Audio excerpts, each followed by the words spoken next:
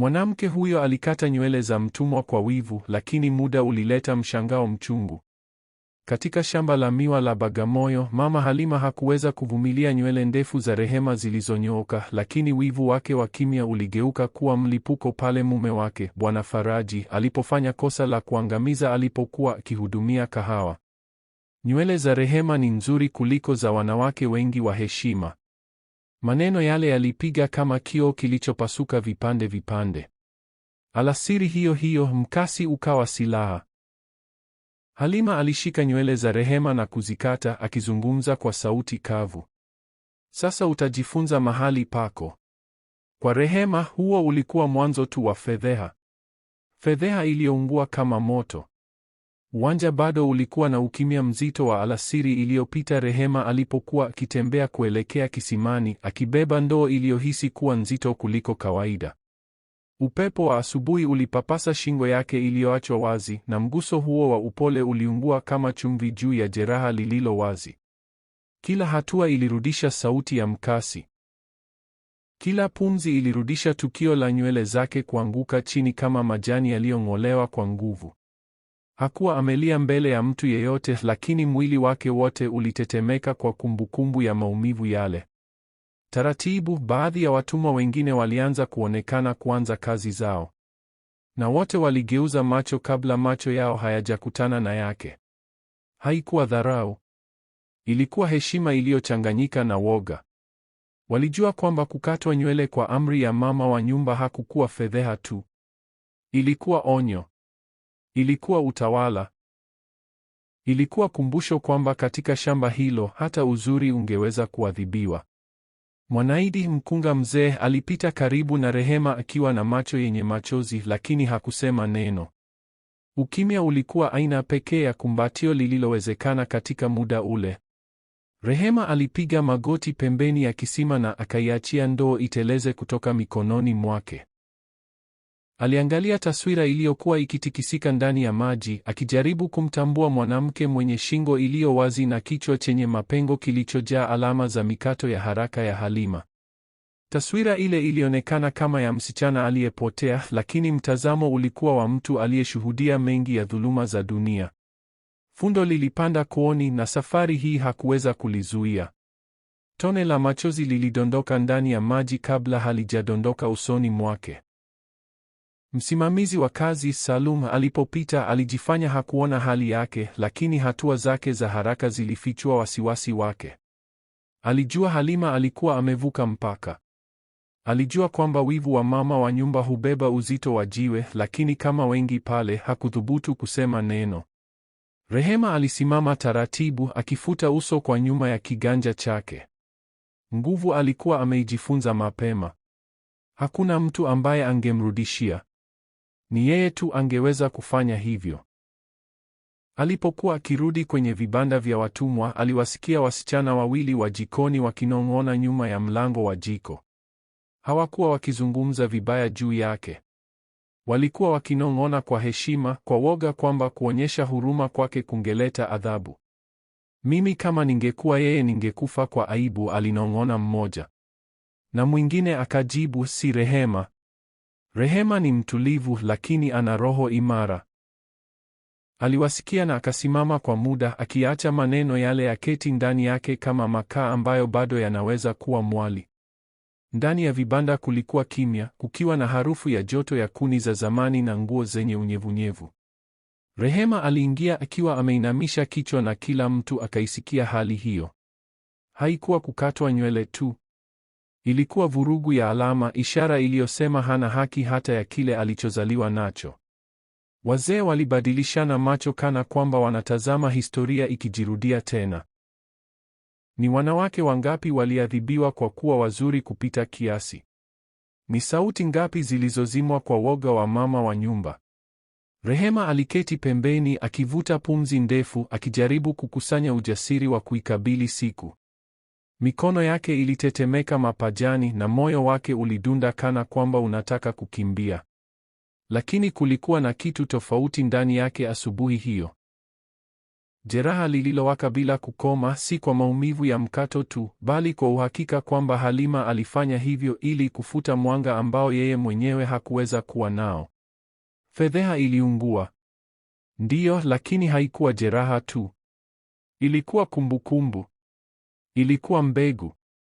Na bila kujua, katika muda huo, Rehema alianza kuelewa kwamba baadhi ya maumivu, yakichoma ndani kabisa, pia hutengeneza hatima.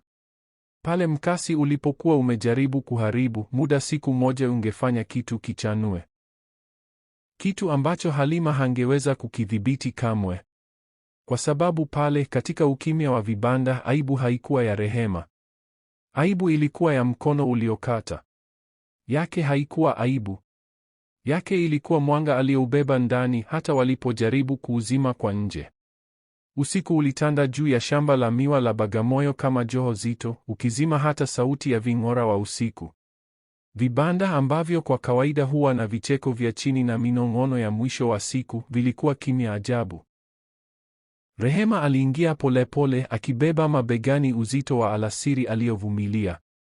Moto mdogo katikati uliangaza nyuso zilizochoka, na kila macho yaliyomgeukia yalikuwa na heshima ya kimya, ile inayozaliwa pale maumivu ya mtu mmoja yanapogusa roho za wote waliomzunguka. Mwanaidi, mkunga mzee mwenye mikono yenye hekima na macho ya ndani, alisogeza kigoda alichokuwa ameketi na akafanya ishara ndogo Rehema asogee. Rehema aliketi bila kuinua macho, akihisi mbao baridi zikibonyeza miguu yake. Ukimya kati yao ulikuwa karibu kuwa kumbatio, aina ambayo haihitaji maneno ili iwepo. Mwanaidi alivuta pumzi ndefu, akiinamisha kichwa kuangalia mabaki yasiyo sawa ya nywele za Rehema. Ukuu wa huzuni ulinaswa kooni mwa mzee huyo. Ukuu mzito wa uzoefu wa mtu aliyewaona wanawake wengi wakiumizwa bila nafasi ya kujitetea. Baada ya muda, Mwanaidi akaiachia sauti yake itoke chini na yenye ukwaru, kama mtu anayezungumza na hatima yenyewe. Nywele hukua tena. Ni moyo unaochukua muda. Rehema alisikia maneno yale na kifua chake kikakaza. Ilikuwa kweli. Nywele zingerejea siku moja, lakini hisia ya kuwa wazi, kuonyeshwa, kupunguzwa mbele ya kila mtu, ingerudi na kukaa muda mrefu zaidi. Aliinua macho na mwanga wa moto ukaakisi huzuni ya ndani. Huzuni ya mtu anayejitahidi kuwa imara, hata wakati roho inaomba pumziko. Hakukata nywele zangu, Rehema akanong'ona, sauti ikitetemeka. Alikata ujasiri wangu. Maneno yale yalisimama hewani, na wengi pale walihisi mshtuko, kana kwamba yalikuwa yamekusudiwa wao pia. Nyuma ya vibanda karibu na zana zilizoning'inizwa, Idi, kijana aliyekuwa daima amebeba tumaini la kimya kifuani, alitoka gizani na akasogea. Hatua zake zilikuwa thabiti, lakini macho yake yalikuwa mepesi. Aliketi pembeni ya Rehema bila kumgusa, kwa heshima takatifu. Aliangalia mwali unaocheza kabla ya kuzungumza, kana kwamba anautafuta nguvu sahihi ndani yake. Kuna mambo Mungu hurudisha yakiwa mazuri zaidi, alisema kwa sauti tulivu lakini thabiti. Rehema alifumba macho aliposikia hilo. Haikuwa ahadi tupu wala faraja ya bei rahisi. Ilikuwa imani ya kawaida, ile inayozaliwa kwenye matope, kwenye mapambano, kwenye maisha ya kila siku ya wanaoishi kwa kidogo lakini bado hupata nguvu katika visivyoonekana. Wimbi la hisia lilipita chumbani. Mwanaidi alinyosha mkono wake wenye mikunjo na akashika mkono wa Rehema, akaukaza kama mama wa huzuni nyingi anavyojua kufanya. Rehema alivuta pumzi ndefu, akihisi kwa mara ya kwanza siku hiyo kwamba hayuko peke yake. Kona ya mbali, wanawake wawili walikuwa wakisuka majani kuwa vikapu, wakisikiliza kimya kimya mazungumzo. Mwanga wa moto uliakisiwa machoni mwao, ukichochea kumbukumbu ambazo hazikuhitaji kusemwa. Kila mmoja pale alikuwa na makovu yake, na kumwona Rehema akiwa ameumia hivyo kulirudisha maumivu ya zamani, lakini pia kulihuisha kitu adimu. Umoja wa kimya, muungano unaozaliwa katika muda mgumu zaidi. Usiku ulisonga polepole na vibanda vikaanza kupumua tena, kana kwamba uwepo wa Rehema akiwa ameketi miongoni mwa watu wake ulirejesha sehemu ya usawa ambao siku ilikuwa imewiba. Mwanaidi alilivuta blanketi na kulifunika mabega ya Rehema. Idi alibaki karibu kama mlinzi wa kimya, na wengine wakarudi kwenye kazi zao ndogo, sasa zikiwa nyepesi kidogo, kana kwamba wote walishiriki uzito ule ule. Maumivu bado yaliungua ndani ya Rehema, lakini katika muda huo, akizungukwa na sauti zilizoelewa, aligundua jambo ambalo hakuwa ameliona kabla.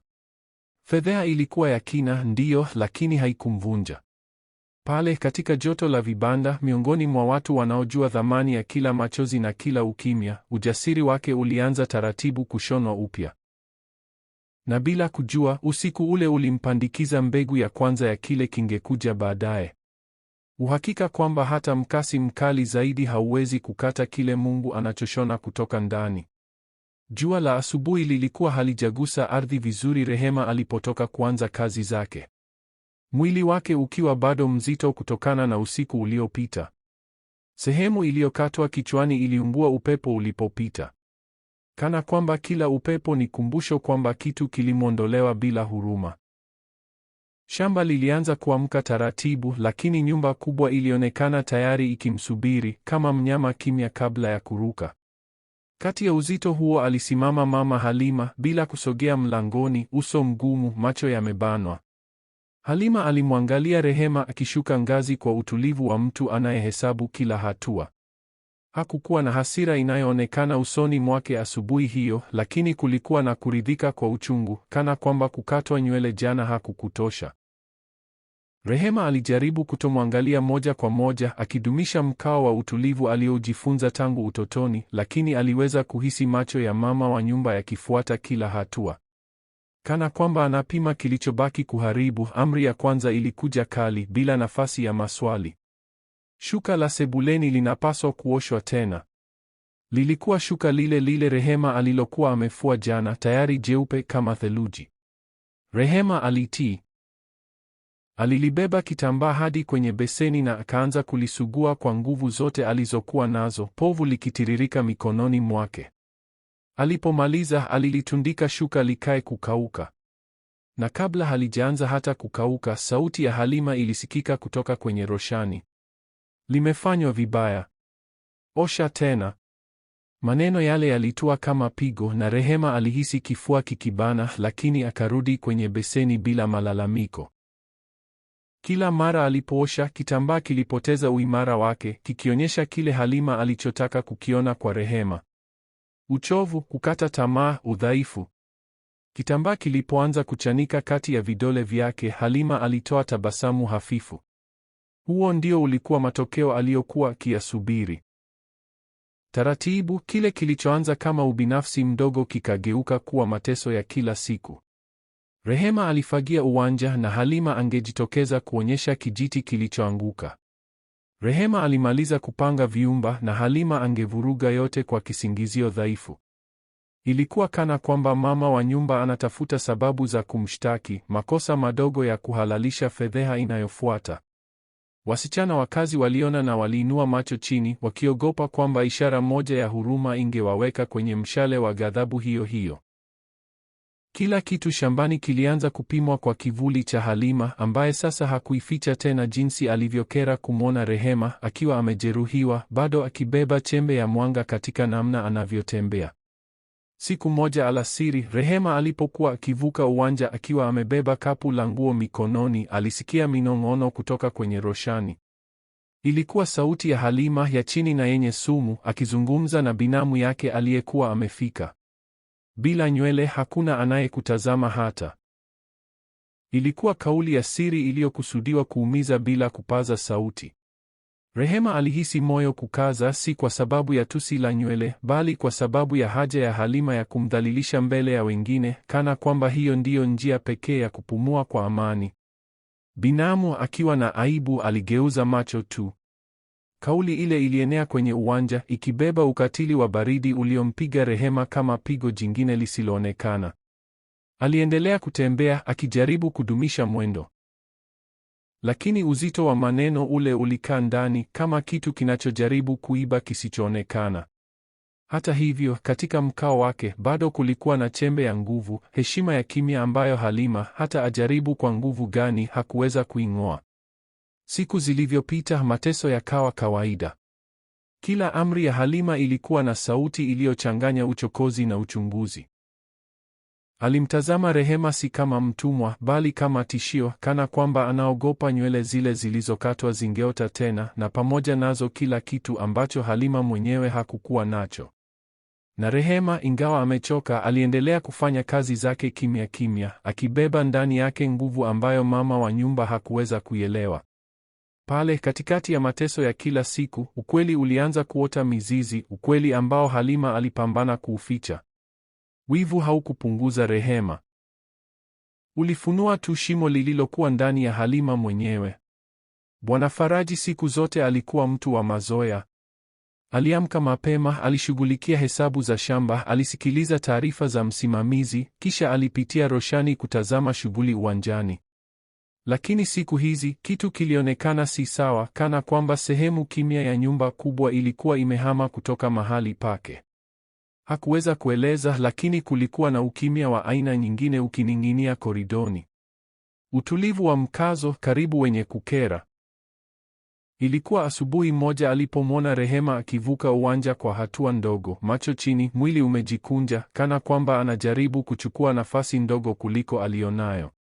Hilo lilimgusa. Rehema siku zote alikuwa msichana mwenye uwepo wa kimya lakini thabiti. Kulikuwa na mwanga katika namna alivyotembea, neema ya asili iliyovuta macho bila jitihada. Sasa alionekana amezimwa. Faraji alikunja uso, akitazama namna alivyoshika ndoo, karibu akiikumbatia kama mtu anayejikinga dhidi ya dunia.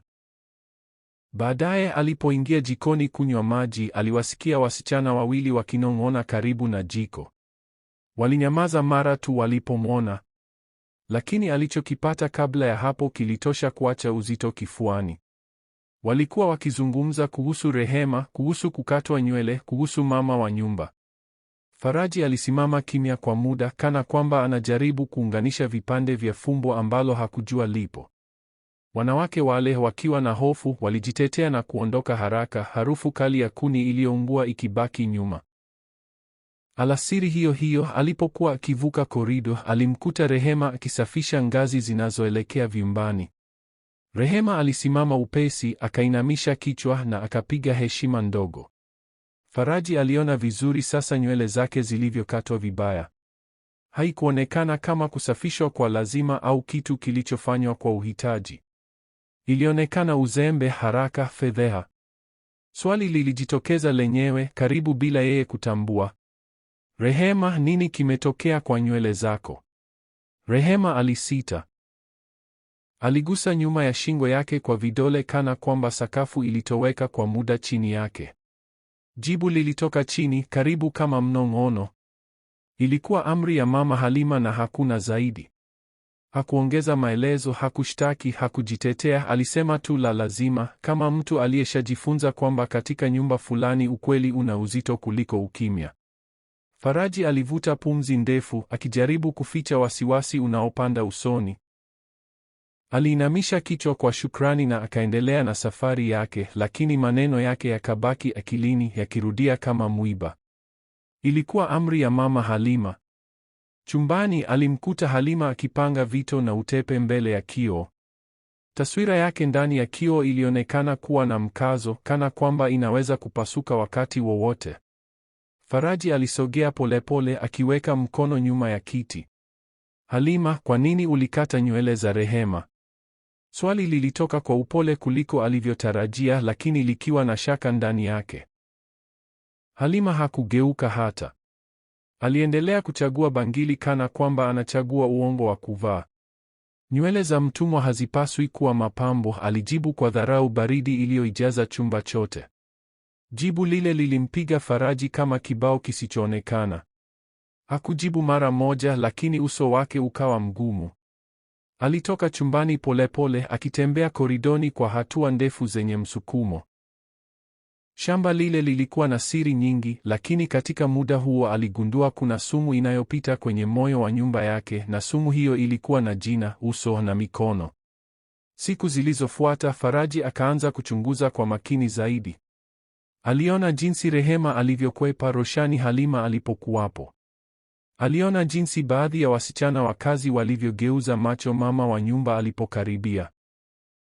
Aliona jinsi Halima, akizidi kukosa subira, alivyotafuta makosa katika kila kitu na kila mtu, kana kwamba anaitupia dunia lawama kwa maumivu ambayo ni yeye tu anayajua. Na kadiri alivyotazama, ndivyo ilivyokuwa wazi. Fedheha ya Rehema haikuwa tukio la pekee. Ilikuwa dalili, onyo, kioo cha jeraha ambalo Halima alilificha kwa nguvu zote. Na Faraji, ingawa bado hakuwa na ukweli wote, alianza kuhisi kwamba nyumba ile inaliwa kutoka ndani, si kwa utumwa peke yake, bali kwa chuki ya kimya iliyokuwa ikiishi ndani ya moyo wa mke wake. Muda shambani ulikuwa na namna yake ya kupita. Wakati mwingine ulikimbia kama mafuriko. Wakati mwingine ulijikokota kama punda aliyechoka. Kwa Rehema, siku baada ya kukatwa nywele zilikuwa ndefu, nzito, kimya. Aliendelea kutekeleza kazi zake kwa bidii ile ile kama kawaida. Lakini uzito wa fedheha uliendelea kuishi mabegani mwake. Lakini mwili wa binadamu, unapongozwa na imani na nguvu ya Roho, hubeba miujiza ya kimya. Na hivyo, bila mtu yeyote kugundua mwanzoni, kitu kilianza kubadilika. Siku moja asubuhi, Rehema alipopenyeza vidole kwenye nywele fupi mpya, aligundua zina nguvu kuliko zamani. Kichwa chake kilichokuwa kinauma sasa kilihisi joto la nguvu mpya, kama ardhi inayorejea uhai baada ya moto. Nywele ziliota zikiwa nyoofu, imara na zenye kung'aa. Hakukuwa na mafuta ya ajabu, wala tiba ya siri, wala kanuni ya kimiujiza. Ilikuwa kana kwamba maumbile yenyewe yameamua kurudisha kilichochukuliwa, kikiwa kizuri zaidi. Rehema mwenyewe alishangaa alipogusa vishungi vile, akihisi nguvu ndani yake ambayo hakujua ni yake. Uwanjani, wanawake wengine wakaanza kugundua. Kwanza alikuwa Mwanaidi aliyenong'ona alipokuwa akimenya mihogo chini ya kivuli cha mti wa mbuyu. Nywele zake zimerudi pamoja na ujasiri, alinong'ona, akitikisa kichwa kana kwamba anaukubali ukweli usio wa kawaida. Kisha wakaja wasichana wadogo waliopitisha mikono kwa siri kwenye nywele zao wenyewe, wakimtazama Rehema kwa mshangao. Kulikuwa na kitu zaidi ya uzuri wa kawaida. Kulikuwa na mwanga uliotoka ndani, kana kwamba kila unywele umebeba upinzani, kumbukumbu, heshima. Wiki zilivyopita, wanawake kutoka kijijini walianza kuonekana nyuma ya vibanda vya watumwa, kila mmoja na kisingizio, kipande cha kitambaa, mzigo, kapu la mayai. Lakini hicho si walichokuwa wakikifuata. Walikuja kumwona Rehema. Walitaka kuuliza kwa sauti za chini na macho ya shauku, anatumia nini nywele zake ziwe hivyo? Wengine walileta mafuta ya mbono kwenye chupa ndogo. Wengine walileta majani ya mshubiri yaliyofungwa kwenye kitambaa. Wote wakitumaini kusikia siri, dawa au hirizi. Rehema alitabasamu kwa aibu na daima alijibu lile lile. Hakuna dawa, ni baraka. Jibu hilo rahisi liligusa ndani zaidi kuliko mchanganyiko wowote wa majani. Ilikuwa imani inayokuwa pamoja na nywele. Imani isiyohitaji hotuba, inahitaji subira tu. Mwanaidi alikuwa akisema kwamba Mungu ana njia ya ajabu ya kuishusha kiburi cha wakubwa kupitia uzuri wa wanyonge. Na Rehema, hata bila kusema wazi, alijua ni kweli. Alichohisi hakikuwa kujivunia. Ilikuwa shukrani kwa kuwa na kitu kilicho chake kweli. Kitu ambacho hata mkono wa mama wa nyumba haukufaulu kukiharibu. Upande mwingine wa uwanja, Halima alitazama yote kwa mbali. Kila wiki sura yake ilibadilika, na si kwa wema. Kilichoanza kama kero kikageuka kuwa uangalizi, kisha mvutano, kisha hofu. Ilikuwa kana kwamba anatazama kivuli cha heshima kikipanda ngazi. Hatua kwa hatua, Rehema angekuja kushusha chakula na Halima angegeuza uso. Rehema angepita na ndoo ya maji na Halima angebana kitambaa cha gauni lake kwa nguvu. Kila unywele unaoota tena kichwani mwa Rehema ulionekana kuvuta uzi mmoja wa amani kutoka roho ya Halima. Kilichokusudiwa kuwa fedheha sasa kiligeuka kuwa alama ya kitu ambacho Halima hakuweza kukikabili. Uhakika kwamba ukatili wake umeshindwa. Adhabu iliyokusudiwa kuuzimisha mwanga wa Rehema iliwashe kitu kilicho zaidi, na hilo Halima hakuweza kuelewa, hakuweza kudhibiti, na hakuweza kukikata kwa mkasi mwingine. Siku moja alasiri ya joto, Rehema alipokuwa akipita karibu na roshani akiwa na mzigo wa nguo, upepo ulivuma kwa nguvu na kuinua nywele ndefu ambazo sasa zilishuka mgongoni mwake. Nywele zake ziling'aa, jua likizipiga kama maji meusi yanayotiririka. Ilikuwa muda wa kawaida, karibu wa kipuuzi. Lakini Halima akapauka. Alichohisi haikuwa wivu tu. Ilikuwa hofu ya ndani, ile inayoinuka tunapotambua kwamba tulichojaribu kuharibu kimerudi kikiwa na nguvu zaidi. Shamba lote liliona. Na katika muda huo wa kimya, ingawa hakuna aliyekuwa anaweza kueleza kwa nini, kitu kilihama.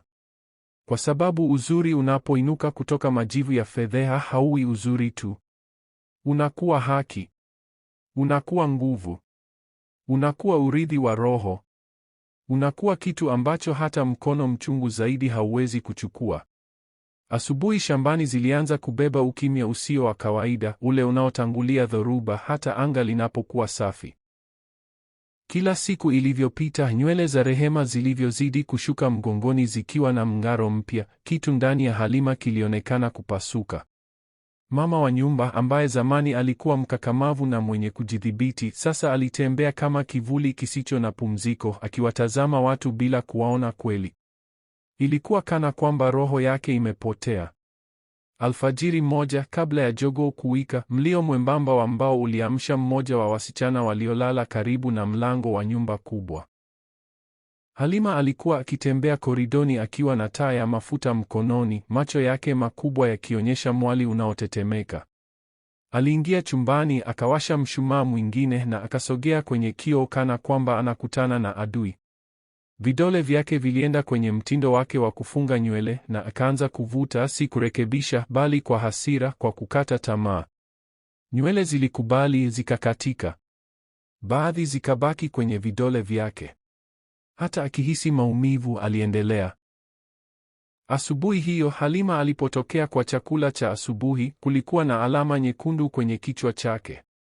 Faraji aliona, lakini alichagua kutosema. Wasichana wa kazi waliinua macho chini, wakitishwa na ghadhabu ya kimya iliyomfunika mama wa nyumba kama pazia. Ilionekana kana kwamba anapigana na kitu ambacho hakuna mwingine anayeweza kuona, kitu kinachokuwa ndani yake, kinacholishwa na uzuri uliokuwa umezaliwa upya kwa Rehema. Wivu ambao zamani ulifichwa sasa uliwaka chini ya ngozi. Siku zilizofuata zilifanya mambo kuwa mabaya zaidi. Halima alikaa masaa mbele ya kioo, akivuta unywele baada ya unywele kwa vidole vigumu, akijaribu kulazimisha kuwa nyoofu kile ambacho alikuwa amejaribu kukikana maisha yake yote. Kila alipoivuta, kichwa chake kilijeruhiwa zaidi. Uso wake ulianza kudhoofu, si kwa kukosa chakula bali kwa uchovu. Kulikuwa na usiku ambao wasichana wa kazi walisikia vilio kutoka chumbani mwake, vikifuatiwa na maneno yaliyovurugika yanayotoka midomoni mwake kana kwamba anazungumza na mtu asiyepo. Siku moja alasiri ya joto kali, familia jirani ilipokuja kutembelea, Halima alijifungia chumbani kabla mgeni yeyote hajamwona. Ilikuwa nadra kwake kukataa wageni, lakini wiki hiyo alikuwa tayari amewaepuka watatu. Hofu ya kulinganishwa ilikuwa imekuwa sana kiasi kwamba alichagua upweke kuliko nafasi ya kumtazama mwanamke mwingine na kukumbushwa, hata kwa kimya, maumivu yake mwenyewe. Heshima aliyokuwa akijifanya kuwa nayo ilivukiza kwa kila unywele mpya wa Rehema uliokuwa unaonekana ukiwa na nguvu zaidi. Shamba lote lilianza kugundua. Watumwa walinong'ona kwa tahadhari, wakiogopa kwamba maoni yoyote yangekuwa adhabu. Mwanaidi ambaye alielewa zaidi kuhusu roho kuliko tiba, alinong'ona kwamba wivu, unapoota mizizi ya kutosha, hukausha hata mwanga wa macho. Na Halima kweli alionekana kukauka kutoka ndani. Hatua zake zikawa fupi na zenye wasiwasi, macho yake yakawa makali, maneno yake yakawa makali kama kisu cha jikoni. Usiku mmoja wenye joto linalobana, Halima aliteleza nje na akaenda uwanjani. Aliketi kwenye benchi ambalo Rehema alikuwa akikaa akisuka majani na wanawake wengine. Pale peke yake alilegeza mtindo wa nywele kwa mikono yake, akajaribu kuchunguza nywele zake chini ya mwanga wa mwezi. Mwanga wa fedha ulionyesha mapengo, vidonda, sehemu ambazo mizizi haikuwa tena inakuwa kwa nguvu ile ile. Alijiuma mdomo hadi ukatoka damu, akishikwa na kukata tamaa ambayo hata anasa za nyumba kubwa haziwezi kutuliza. Ilikuwa kana kwamba maisha yenyewe yameamua kumwonyesha unywele baada ya unywele, urithi ambao alikuwa ameutumia miaka kuukanusha. Na wakati Rehema, bila kujua chochote kuhusu haya, aliendelea na utaratibu wake kwa utulivu wa mtu anayeendelea mbele licha ya maumivu, Halima alizama zaidi na zaidi kwenye kivuli chake mwenyewe. Ilikuwa maradhi si ya mwili bali ya roho. Uzito alioubeba tangu siku ile mkasi ulipokata nywele za mwanamke mwingine, lakini uzito huo ulimjeruhi yeye tu, mkono uliobeba makali. Pale gizani uwanjani, Halima aligundua ukweli aliokuwa akiogopa kukubali. Haikuwa Rehema aliyemletea aibu. Ilikuwa taswira ambayo hatima iliendelea kumlazimisha kuiona kwenye kioo kila usiku. Wivu ambao zamani ulikuwa mnong'ono, sasa ulikuwa ukidunda kifuani kama ugonjwa unaoiba usingizi, busara na amani. Na kila siku mpya ilizidi kuwa wazi kwamba hili halikuwa wivu tu. Lilikuwa sumu ya polepole yenye shabaha moja tu, yeye mwenyewe. Asubuhi ilifika nzito na ya kukera, joto likionekana kupanda kutoka ardhini. Ilikuwa siku ambayo hata miti ilikaa kimya, kana kwamba inajua jambo linakuja. Rehema alitoka kwenye vibanda akiwa na kapu tupu la kuni mikononi, akielekea ghala. Alikuwa amewaza tu kumaliza kazi kabla jua halijawa kali zaidi. Hakujua kwamba safari hiyo rahisi ingebadilisha mkondo wa hisia shambani. Alipofungua mlango wa mbao, alisikia sauti iliyofifia kutoka ndani. Haikuwa mnyama. Haikuwa upepo. Ilikuwa mtu. Rehema alisita. Mwanga hafifu uliopita kwenye mipasuko ulionyesha vumbi likizunguka hewani. Aliingia kimya kimya, hatua mbili, kisha akaona. Halima alikuwa amepiga magoti mbele ya kioo kidogo kilichowekwa juu ya pipa. Mabega yake yalitetemeka na mikono yake ilifunika uso. Taa iliyokuwa ikiwaka ilitupa vivuli vinavyocheza kwenye kuta, ikionekana kana kwamba anapambana na kitu kisichoonekana. Ghafla Halima akaondoa mikono na akautazama uso wake kwenye kioo kwa hasira iliyochanganyika na udhaifu. Sauti yake ikapasuka kwa kukata tamaa, ghafi, bila kujua kwamba hayuko peke yake. Kwa nini Mungu alinifanya hivi? Kwa nini yeye na si mimi? Haikuwa swali la kutafuta jibu. Ilikuwa kilio, mlio uliofichwa wa miaka ya kukana. Miaka ya kujaribu kuzika mizizi iliyokuwa ikiwaka kifuani. Rehema alishika pumzi. Hakutaka kuona, hakutaka kusikia, na zaidi ya yote hakutaka kuonekana. Akaanza kurudi nyuma, akiomba mlango usilie. Lakini hatima, kama kawaida, ilikuwa na mipango yake. Rehema alipokanyaga hatua yake ya mwisho, kipande kilicholegea cha mbao kikapasuka chini ya kisigino chake. Sauti ile ikarindima ndani ya nafasi finyu kama risasi. Halima akageuka upesi, macho mekundu kwa kulia yakigeuka kuwa makaa kwa sekunde moja. Kile Rehema alichokiona hakikuwa hasira tu. Ilikuwa aibu. Ilikuwa hofu. Ilikuwa siri iliyofunuliwa kama jeraha lililo wazi mbele ya hewa. Halima alisimama taratibu, bado akitetemeka, sura yake ikiwa mchanganyiko wa chuki na taharuki. Hakujua Rehema amesikia nini, lakini alijua kwamba chochote kilichosemwa chumbani pale kilikuwa hatari mno kuishi nje yake. Ukimya kati yao ukawa mzito kiasi cha kusukuma hewa kutoka chumbani. Rehema aliinamisha macho kwa heshima, si kwa kujisalimisha, bali kwa huruma. Alitaka tu kuondoka kimya kimya, bila ugomvi, bila kuongeza uzito kwa kilichokuwa tayari kizito. Akasogea hatua moja kuelekea mlangoni, lakini sauti ya Halima ikakata hewa. Umesikia nini?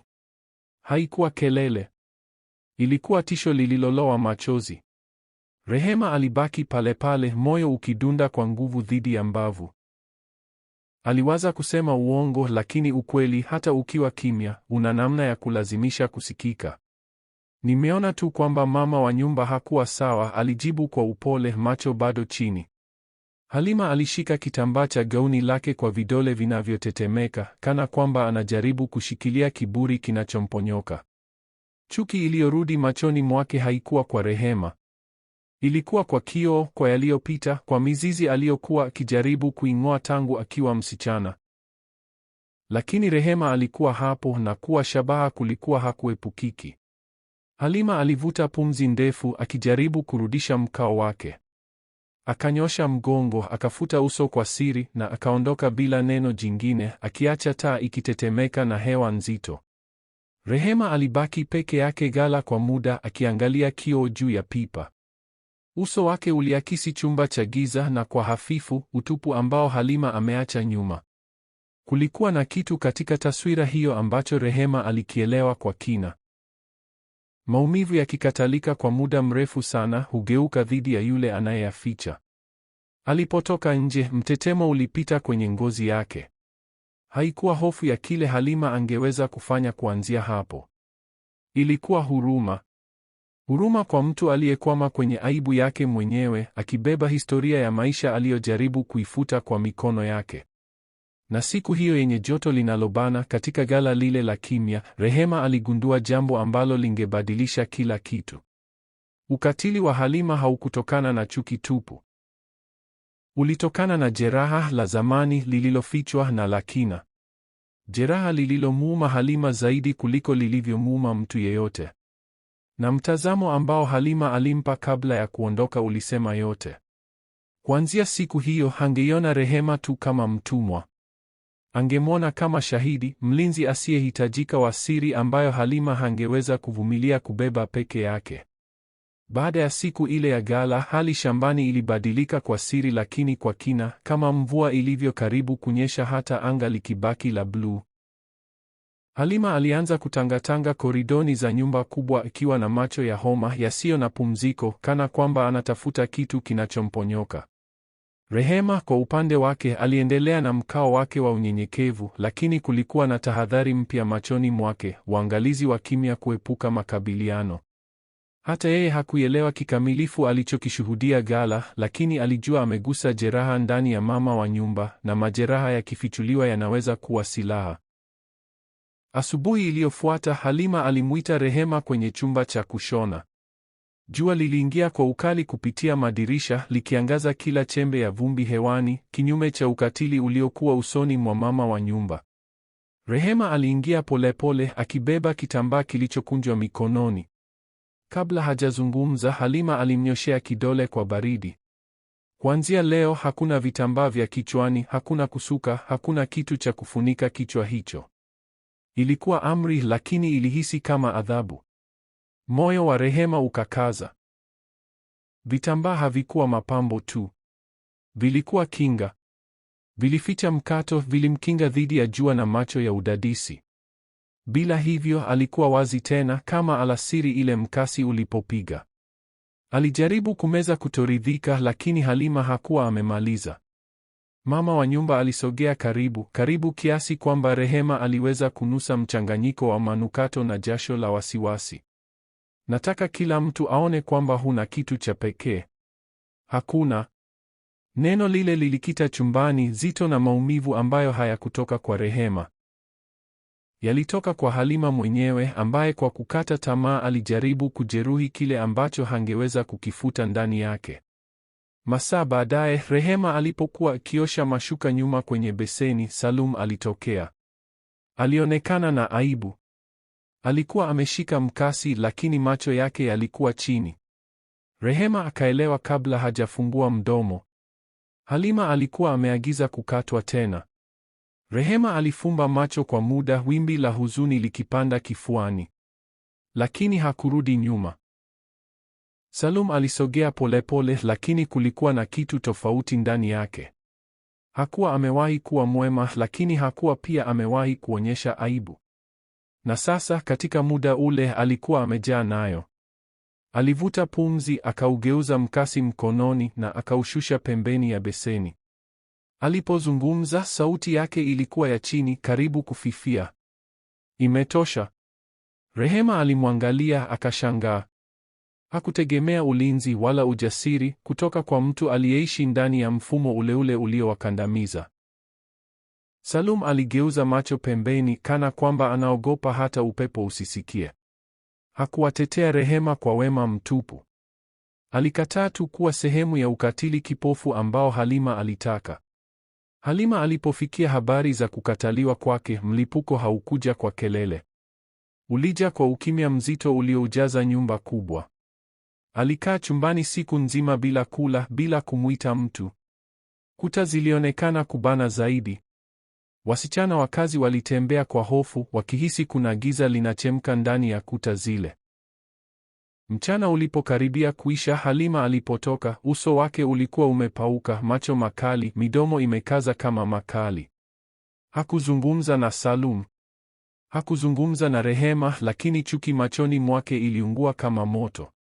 Haikuwa hasira tu, ilikuwa aibu, ile mbaya zaidi. Rehema alihisi baridi mama wa nyumba alipopita karibu, kana kwamba hewa imeshuka joto kwa ghafla. Na hata bila neno, Halima alifanya wazi kwamba hili halijaisha. Angepata njia nyingine ya kurudisha udhibiti, hata kama ingeumiza wengine au yeye mwenyewe. Usiku huo, Rehema aliporudi vibandani akiwa na moyo mzito, Mwanaidi alisogea kwa kimya na kuweka mkono begani mwake. Hakusema neno kwa sababu maneno yasingeweza kufaa. Wote walijua kukataa kwa Salum hakukuwa ushindi. Kulikuwa uchokozi. Na Halima, aliyejeruhiwa kwenye kiburi chake cha ndani kabisa, hangeiacha kirahisi. Hatima yenye subira na macho ilionekana kuandaa ardhi kwa kile kinachokuja. Ufunuo ulikuwa njiani na roho ya shamba lote iliweza kuhisi. Halima aliweza kuhisi pia. Na labda ndiyo maana ukatili wake ulikuwa umeingia giza zaidi. Kwa sababu ukweli unapokaribia sana, wengine hujaribu kuuzima kabla haujaangaza kila kitu walichotumia maisha yao kukificha. Anga lilionekana zito asubuhi hiyo shambani la miwa la Bagamoyo. Kila hatua ya mguu ilisikika zaidi kuliko kawaida, kana kwamba ardhi yenyewe inahisi jambo zito linakaribia. Halima alishuka ngazi akiwa na sura ya mkazo, macho yameingia ndani na ngozi imepauka. Tangu tukio la ghala, alikuwa amemezwa na wasiwasi mbichi usiokoma, akisita kwa kila sauti, kila mtazamo, kila mwendo. Mchana huo wageni walifika. Khalfan, kaka mkubwa wa Faraji, mtu aliyekuwa anajulikana kwa hasira yake chungu na ulimi mkali kuliko wembe wa kukata ngozi. Akijulikana kwa kunywa kupita kiasi, Khalfan hakuwahi kupokelewa kwa moyo shambani na Halima siku zote alikuwa akimkwepa alipoweza. Lakini siku hiyo, labda kwa kujilazimisha au kwa uchovu wa hisia, hakujificha. Khalfan alipoingia sebuleni kubwa akiwa bado anatoa harufu kali ya pombe ya miwa, hewa ikawa nzito kwa mvutano wa kimya. Halima aliketi kichwani akichezea pete zake. Khalfan akacheka kwa sauti na kumwonyesha kidole kwa dharau ya kejeli. Bado unajificha kwenye misokoto hiyo mikali, Halima, tangu ukiwa msichana ukijaribu kuonekana mweupe kuliko damu yako inavyoruhusu. Maneno yale yalikata hewa kama upanga. Rehema aliyekuwa akipita mlangoni akiwa na sinia la vyombo aliganda. Hakumtazama moja kwa moja, lakini masikio yake yakafunguka. Mwanaidi aliyekuwa akipanga picha pembeni alikosa pumzi. Halima alisimama kwa ghafla kiasi cha kuangusha kiti nyuma yake. Nyamaza, alipiga kelele akimkimbilia shemeji yake kwa hasira iliyochanganya hofu na chuki. Lakini Khalfan akiwa amelewa na katili alicheka zaidi. Unadhani unamdanganya nani, msichana? Kila mtu anajua kuhusu babu yako. Kila mtu anajua mizizi uliokuwa ukijaribu kuing'oa tangu zamani. Alinyoshea kidole kilichopinda akitabasamu kwa kejeli. Ndiyo maana nywele za mtumwa zinakuumiza, sivyo? Kwa sababu zinakufanana na kile unachokiona kwenye kioo. Chumba kikakosa pumzi. Kisha kukasikika sauti ya kioo kikivunjika. Halima alikuwa ametupa kopo dhidi ya ukuta. Kipande kikaruka na kukata mkono wa Khalfan, kikatoa mlio wa maumivu. Damu ikatoka haraka ikidondoka kwenye sakafu ya mbao. Kelele ile ikamletea Faraji, akakimbia mlangoni akiwa na hofu. Aliganda akiona picha hiyo.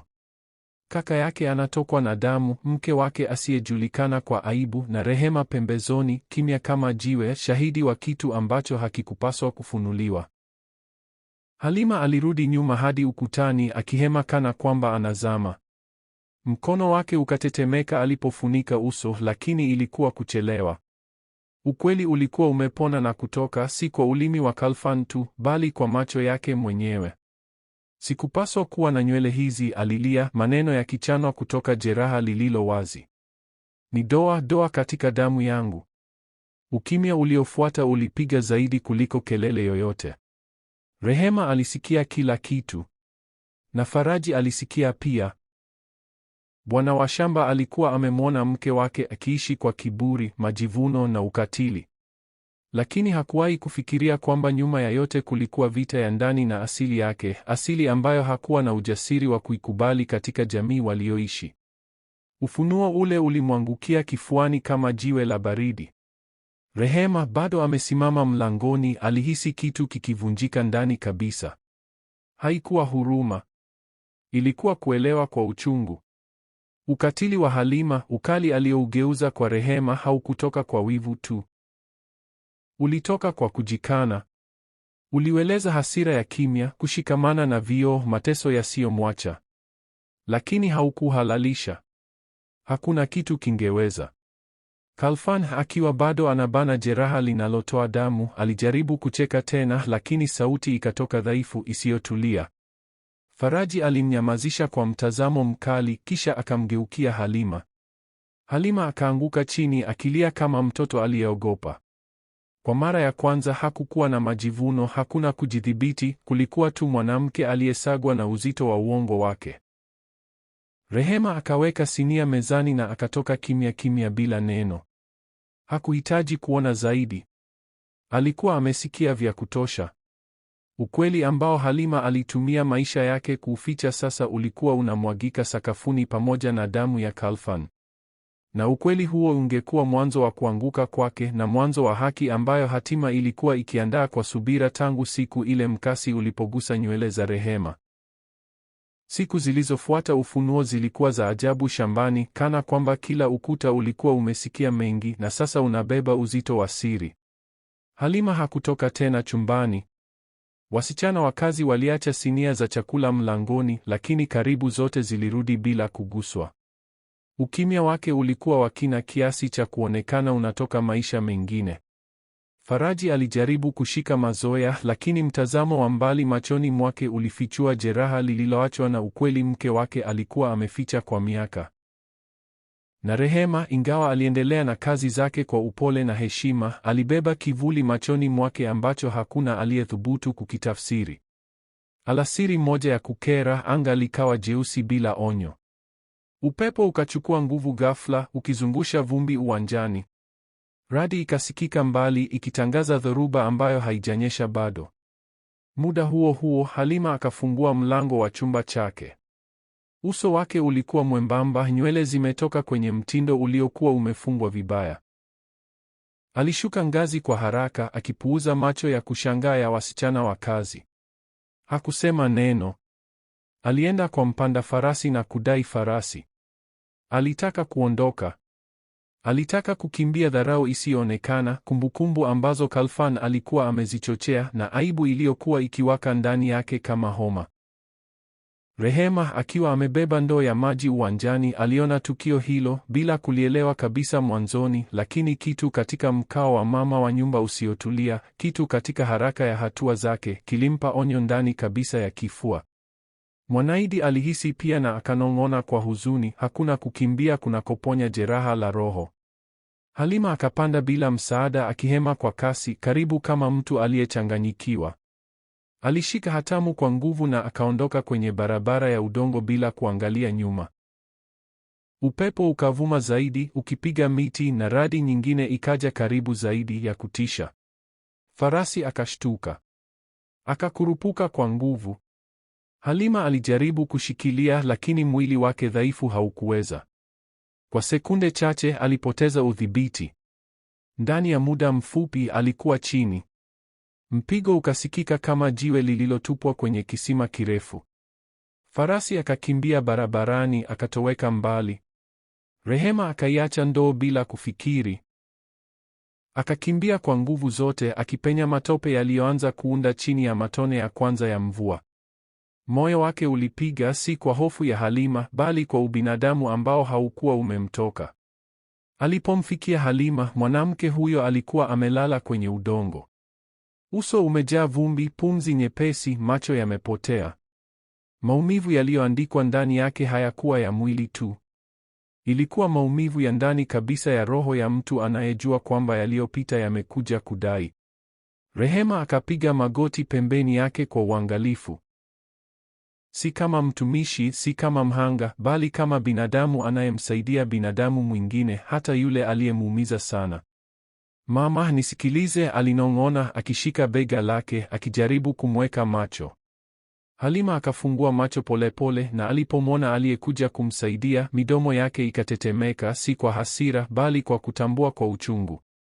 Kutambua kwamba mwanamke aliyemdhalilisha mara nyingi sasa ndiye mkono pekee unaomfikia, mkono pekee ambao haukumgeuka. Mvua ikanyesha kwa nguvu, ikiosha vumbi, damu na kiburi kilichopondeka. Rehema akaweza kumuinua Halima na kwa juhudi akamrudisha shambani. Hakuna maneno yaliyosemwa. Hayakuhitajika. Ukimya ulibeba kila kitu. Majuto ya Halima, nguvu ya kimya ya Rehema, na hatima iliyokuwa imerudisha maumivu yakiwa yameongezeka. Si ili kuadhibu kwa mijeledi, bali kufundisha kwa ukweli. Katika mwendo huo wa polepole kati ya dhoruba na ardhi iliyolowa, Halima alielewa kile alichotumia maisha kukikana. Maumivu aliyotoa yamerudi, si kama adhabu katili, bali kama kioo. Na Rehema akitembea pembeni yake alikuwa uthibitisho hai kwamba heshima haiwezi kukatwa kwa mkasi. Ni kitu Mungu hupanda na hakuna mkono unaoweza kukichukua. Nyumba kubwa iliamka kimya asubuhi iliyofuata, kana kwamba dhoruba ya jana usiku bado imebaki kwenye pembe zake. Harufu ya udongo uliojaa unyevunyevu ilipita koridoni, ikichanganyika na harufu ya chai laini ambayo Mwanaidi alikuwa ameandaa kupunguza maumivu ya Halima.